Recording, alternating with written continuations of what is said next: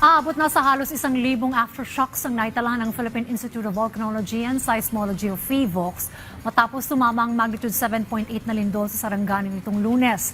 Ayon kay PHIVOLCS Director Dr. Teresito Bacolcol, nasa 1.3 hanggang 6.7 ang mga naitalang aftershocks. Kapagtala rin ng PHIVOLCS ng mga tsunami wave kahapon sa ilang lugar sa Mindanao. Dagdag pa ng PHIVOLCS, posibleng umabot pa ng ilang linggo o buwan ng mga aftershock na nararanasan sa Mindanao. Pinaka-importante po nating malaman or nating ma-remember is this. Kapag may official tsunami warning and you are in a coastal area, evacuate immediately. Huwag na po nating hintayin ang alon bago tayo umalis. Tsunami waves can arrive within minutes depending on the location. So once instructed po tayo to evacuate, we have to move to higher ground or farther inland as quickly as possible.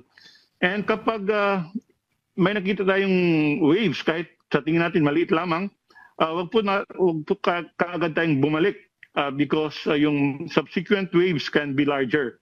Again, always wait for official all clear from authorities galing sa tanggapan namin.